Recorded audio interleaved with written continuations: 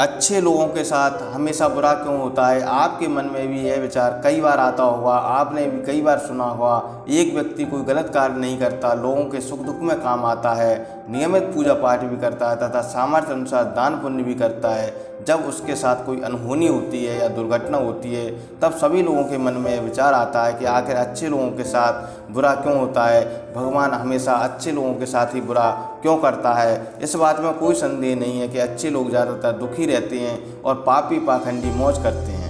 इसके दो कारण हैं। आज हम आपको दोनों कारण बताने का प्रयास करेंगे। पहले बात करते हैं अच्छे लोगों को भगवान दुख क्यों देता है। इस कहानी से जानते हैं। एक समय की बात है, किसी नगर में अपनी 3 छोटी छोटी बच्चियों के साथ एक विधवा स्त्री रहती थी। जवानी में ही उसके पति की मृत्यु हो गई। 3 छोटी छोटी बच्चियों को पालने का भार उस अबला पर आ गया। 3 बच्चों को लेकर वह विधवा जाए तो कहाँ जाए, कुछ काम धंधा भी नहीं कर सकती थी। ऊपर से समाज की उल्टी सीधी बातें उसे कुछ नहीं करने देती थी। बेबस लाचार महिला का कोई सहारा नहीं था। वह अपने पति को याद कर करके बच्चियों को जैसे तैसे पाल रही थी। पति के गम में बीमार पड़ गई। ऊपर से उन बच्चियों की चिंता थी कि क्या होगा, कैसे इन बच्चियों का पालन पोषण होगा। इन्हीं बातों को सोच सोच कर वह ज़्यादा बीमार हो गई। उसका अंतिम समय निकट आ गया। धर्मराज का एक दूत उस विधवा स्त्री को लेने के लिए एक दिन धरती पर आया। वह स्त्री के प्राण ले जाना चाहता था, लेकिन वहाँ का नज़ारा देखकर वह दुविधा में पड़ गया। उसने देखा कि महिला जमीन पर अचेत पड़ी है, तीनों बच्चियां उसके ऊपर लेटी हैं। यह करुणामयी दृश्य देखकर यमदूत के हृदय में दया आ गई। उससे उन बच्चियों की दशा देखी नहीं गई। एक बच्ची रो रो कर अपनी माँ को जगा रही थी, दूसरी रोते रोते माँ के ऊपर सर रख कर सो गई। सबसे छोटी बच्ची अभी बहुत छोटी थी, उसे कुछ समझ नहीं आ रहा था कि क्या हो रहा है। यमदूत ने सोचा, इन बच्चियों का पिता पहले ही मर चुका है। अब यदि मैं इस स्त्री के प्राण लेकर गया तो यह बच्चियाँ किसके सहारे रहेंगी, कौन इन्हें संभालेगा, कौन इनका पालन पोषण करेगा। यही सब सोचकर वह यमदूत उस स्त्री के प्राण लिए बिना ही लौट गया। धर्मराज ने यमदूत से पूछा कि तुम खाली हाथ क्यों लौट आए, तुम तो स्त्री के प्राण लेने के लिए गए थे। तब यमदूत कहता है कि हे स्वामी, मेरी गलती को क्षमा करें, मैं चाहकर भी उस स्त्री के प्राण नहीं ला सका। मेरे स्थान पर यदि आप होते तो शायद आप भी खाली हाथ ही लौट कर आते। मैं उस महिला की अबोध बच्चियों का दुख नहीं देख पाया। जब मैं महिला के प्राण लेने गया तो मैंने देखा कि उसकी 3 छोटी छोटी बच्चियाँ उसके ऊपर पड़ी बिलख बिलख कर रो रही थीं। उन्हें वहाँ कोई देखने वाला भी नहीं था। यदि मैं उस महिला के प्राण ले आता तो ऐसे में उन बच्चियों को कौन देखता, कौन उन्हें पालता पोसता। धरती लोक के मनुष्य तो इतने स्वार्थी हो गए हैं कि बिना मतलब के कोई किसी का सहारा नहीं बनता। यदि कोई किसी की मदद कर भी देता है तो वह बदले की उम्मीद करता है, या वह उसे अपने एहसान के नीचे जीवन भर दबा कर रखना चाहता है। यमदूत ने कहा, हे स्वामी, मैं चाहता हूँ कि उस महिला को थोड़ा जीवन और दे दो ताकि वह अपनी बच्चियों को पाल पोस कर बड़ा कर सके।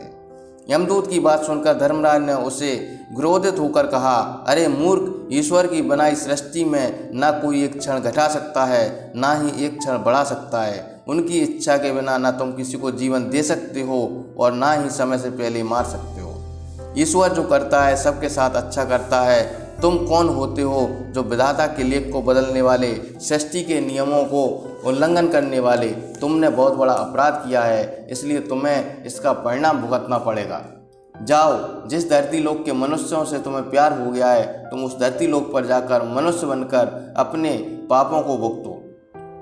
यमदूत के कहने लगा, हे स्वामी, धरती लोक से मेरा उद्धार कब होगा और कैसे होगा। तब धर्मराज कहते हैं, धरती पर जाकर जब तुम अपनी मूर्खता पर 3 बार हंस लोगे तब तुम्हारा उद्धार हो जाएगा। इतना कहकर धर्मराज ने उस दूत को धरती लोक पर भेज दिया। वह धरती लोक पर आया तो उसके शरीर पर वस्त्र नहीं थे। वह निर्वस्त्र एक सड़क के किनारे पड़ा ठंड से ठिठुर रहा था। वहीं से एक मोची गुजर रहा था। वह मोची ठंड से बचाने के लिए अपने बच्चों के लिए कपड़े लेने जा रहा था। रास्ते में ठंड से ठिठुरते एक नग्न व्यक्ति को देखकर उसे दया आ गई। उसने अपने बच्चों के लिए कपड़े नहीं लिए, वह उस यमदूत के लिए कपड़े और कंबल ले आया और उसे दे दिए। यमदूत कहने लगा कि हे भाई, आपने मुझे कपड़े देकर मुझ पर बहुत बड़ा उपकार किया है। कपड़े देकर आपने ठंड से मेरा दुख तो दूर कर दिया, लेकिन ना तो मेरे पास कोई घर है, ना ही मेरे पास खाने के लिए कुछ है। तब मोची बोला, भाई तुम मेरे घर चलो, तुम मेरे घर रह सकते हो। मोची उस यमदूत को लेकर अपने घर पहुंचा। तो मोची की पत्नी ने देखा कि उसका पति बच्चों के कपड़े लेने गया था, कपड़े तो लेकर नहीं आया, उल्टा एक आदमी को लेकर अपने घर आ गया है। पत्नी अपने पति से झगड़ने लगी, भला बुरा कहने लगी। यह देखकर वह यमदूत जोर जोर से हंसने लगा।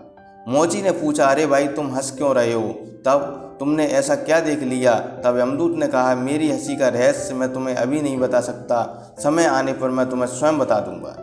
अब वह यमदूत उस मोची के घर में रहने लगा और कुछ ही दिनों में उसके मोची का सारा काम सीख लिया। यमदूत के द्वारा बनाए गए जूते चप्पल काफ़ी बिक रहे थे। कुछ ही दिनों में मोची धनवान बन गया। जब से यमदूत उसके घर आया उसकी तो किस्मत ही बदल गई थी, धन की कोई कमी नहीं रही, सब कुछ अच्छा चलने लगा। एक दिन की बात है, राजा का एक सैनिक एक चमड़ा लेकर उसी मोची के पास आया और बोला, देखो हमारे महाराज इस चमड़े के ही जूते पहनना चाहते हैं, तुम इस चमड़े की एक जोड़ी जूते तैयार कर दो, यह चमड़ा खराब नहीं होना चाहिए। राजा का सैनिक चमड़ा देकर चला गया। मोची ने यमदूत को समझाया, यह चमड़ा राजा ने भिजवाया है, इसलिए चमड़ा खराब नहीं होना चाहिए, तुम इसके जूते बना देना, गलती मत करना, अन्यथा राजा हमें कठोर सजा देगा। मोची के इतना समझाने के बाद भी यमदूत ने उस चमड़े से चप्पल बना दी। चप्पल देखकर मोची की सांसें फूल गईं। वह यमदूत को बुरी तरह डांटने लगा, यहाँ तक कि वह गुस्से में उसे डंडा लेकर मारने के लिए दौड़ा और कहने लगा, अरे मूर्ख, तुझे कितनी बार समझाया था कि राजा ने यह चमड़ा जूते बनाने के लिए दिया है और तूने चप्पल बना दी, तू भी मरेगा, साथ में मैं भी मारा जाऊंगा, राजा हमारे पूरे घर को सजा देगा। मोची को अत्यंत दुखी देखकर यमदूत खिलखिलाकर हंसने लगा। तब मोची बोला, अरे मूर्ख, काम बिगाड़ कर हंस रहा है, वो देख जूते लेने राजा का सैनिक आ रहा है। सैनिक को देखकर मोची के हाथ पैर फूल गए और सोचने लगा, यह जूते मांगेगा तो मैं कहाँ से दूंगा। तब तक वह सैनिक पास में आ गया और बोला, कल मैं जो तुम्हें चमड़ा देकर गया था उसके जूते न बनाकर चप्पल बना देना, क्योंकि राजा साहब का देहांत हो गया है और प्रथा के अनुसार मरने वाले व्यक्ति को चप्पल ही पहनाई जाती है। सैनिक की बात सुनकर मोची को ऐसा लगा कि जैसे मरे हुए शरीर में प्राण आ गए हों।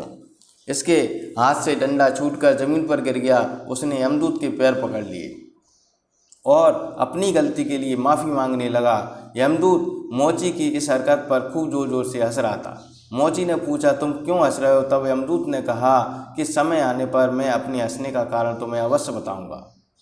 कुछ दिनों बाद एक दिन की बात है, मोची की दुकान पर 3 नौजवान लड़कियां एक बुढ़िया के साथ आईं। उन तीनों लड़कियों की शादी होने वाली थी। वे अपने लिए चप्पलों का नाप देने आई थी। उन लड़कियों को देखकर यमदूत ने पहचान लिया कि यह तीनों वही लड़कियां हैं जिनकी मां के प्राण न ले जाने के कारण मैं यह सजा भुगत रहा हूँ।